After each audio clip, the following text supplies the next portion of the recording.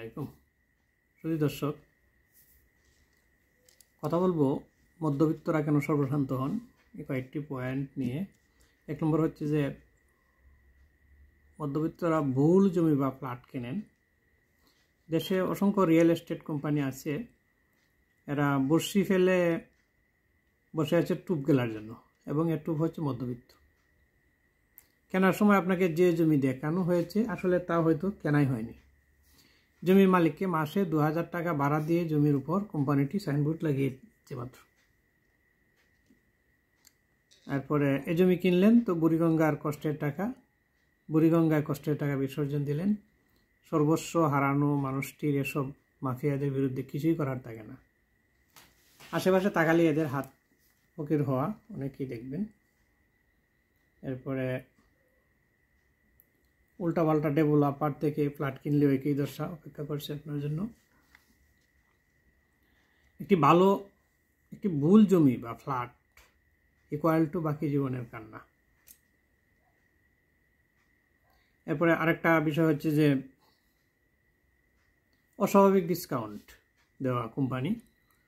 দেখবেন যে অনেকেই 50,000 টাকার জিনিস 10,000 টাকায় অফার করবে। কম দাম দেখে মধ্যবিত্তরা জাপ দেবেন। এর মধ্যে সামান্য কয়েকজনকে পণ্য সরবরাহ করা হবে, বাকি অসংখ্য অর্ডারকারীকে দেবে না। সোজা কথা, তাদের টাকা মেরে দেওয়া হবে। বঞ্চিতরা এই কোম্পানির মালিককে জীবনেও ধরতে পারবে না, কারণ তাদের টাকায় সে টাউট ইতিমধ্যে শত কোটি টাকার মালিক হয়ে গেছে। গড়ে তুলেছে মস্তান বাহিনী, চড়ে বুলেট প্রুফ গাড়িতে বাস করে দুর্গে। ক্ষমতাহীন ব্যক্তিত্ব সাধ্য নেই তাকে ধরার। আমার ছোটো ভাই ধরা গিয়েছে মোটরসাইকেল এ ধরনের এই ই কমার্সের মাধ্যমে। সব ই কমার্সের কথা বলছি না, কোনো একটা যাই হোক এই ছিল। এরপরে ক্রেডিট কার্ড, এটা আমি নিজেও সাফারার। নগদ টাকা বের হয়ে যাওয়ার সময় যেমন মন খসখস করে, ক্রেডিট কার্ড কেনার সময় তা করে না। তো সব কিছু কিনে ফেলতে ইচ্ছে করে। একবারও মনে আসে না যে ক্রেডিট কার্ড কোম্পানি প্রায় 30% সুদ আরোপ করে। মানে 100 টাকার জিনিস আসলে আপনি কিনছেন 130 টাকায়। এটি এমন একটি গর্ত যেখানে ঢোকা যায় কিন্তু বের হতে জান বেরিয়ে যায়।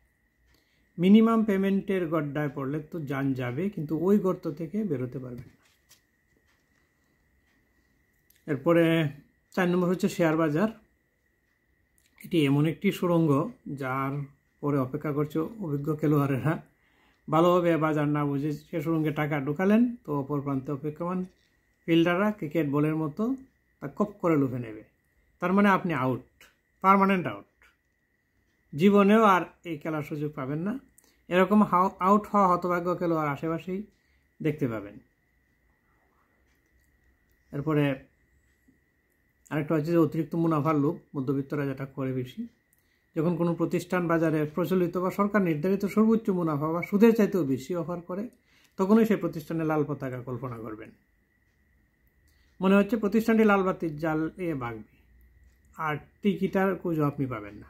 এরা তো জিনভূত না যে বাজারের প্রতিষ্ঠিত অতি বিশ্বস্ত প্রতিষ্ঠানের চাইতে বেশি মুনাফা দেবে। এটা কি সম্ভব? এদের হাতে কি আলাদিনের চেরাগ আছে? না, নেই। তবে আপনার আমানতের টাকায় এ চেরাগ তারা নিজেদের জন্য তৈরি করছে। যেদিন চেরাগটি পুরোপুরি জ্বলবে সেদিন আপনার টাকা বস্তায় ভরে ম্যাজিক কার্পেটে চড়ে এরা গায়েব হয়ে যাবে। কার্পেট রেডি, কেবল উড়াল দেওয়ার অপেক্ষা। এরপরে আরেকটা, ব্যবসা করার জন্য অন্যকে টাকা দেওয়া, যেটা আমরা করি। আমি এমন ইনভেস্টার এমন মানুষ খুব কম দেখেছি যারা অন্যকে ব্যবসা করার জন্য টাকা দিয়ে সব হারাননি। দুটো কারণে এটা হয়। প্রথমত, যিনি ব্যবসার জন্য টাকা নিয়েছেন তিনি নিজেই মার খেয়েছেন, ফেরত কোন থেকে দেবেন। 2 নম্বর হলো টাকা মেরে দেওয়া। এটা আমার অনেকেই, আমি যারাকে দিয়েছি হাওলাত, তার টাকাগুলি দেয় নাই। কয়েক মাস লাভ দিয়ে তারপর অস্বীকার। লাভ তো দূরের কথা, আসলেই ফেরত পাওয়া যায় না। তাই ব্যবসা যদি নিজে বুঝেন তাহলে করবেন, না বুঝে লাভের আশায় অন্যকে টাকা দিলেন মানে ব্যাংকের চেক কাটলেন না, নিজের ভাগ্যটাকেই নিজে কেটে দিলেন। দুনিয়ার কোনো সার্জনের সাধ্য নেই তা জোড়া লাগানোর। আমি খুব এটা নিয়ে তিক্ত অভিজ্ঞতা আমার। এরপরে অন্ধ প্রতিযোগিতা। আমাদের একটা বাজে অভ্যাস হলো অন্যদের সাথে অন্ধ প্রতিযোগিতা। পাশের বাসায় 42 ইঞ্চি টিভি কেনা হয়েছে, আমারও কিনতে হবে। কেউ গাড়ি কিনেছে দাঁড় কর্য করে, আমাকেও কিনতে হবে। ফলাফল হচ্ছে পায়ের নিচের মাটি সরে যাওয়া। এই ইঁদুর দৌড়ের কারণে যখন জীবনে ঘোর বর্ষা নামবে তখন হাতে ছাতা থাকবে না। ফালতু প্রতিযোগিতার কারণে সে ছাতা তো কবি বিক্রি করে দিয়েছি। তাহলে কি করবেন?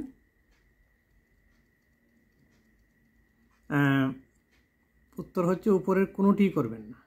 টাকাও নিরাপদ থাকবে, আপনিও নিরাপদ থাকবেন।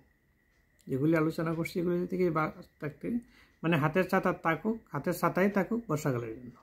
আমরা এগুলি নিরাপদে রাখবো। সবার জন্য সবাইকে শ্রদ্ধা এবং শুভকামনা জানাচ্ছি। আমি আমার অভিজ্ঞতা এবং আমি বিভিন্ন মিডিয়া থেকে যেগুলি সংগ্রহ করলাম আপনাদের সাথে শেয়ার করলাম। দেখা হবে পরের কোনো ভিডিওতে। ততক্ষণ সবাই ভালো।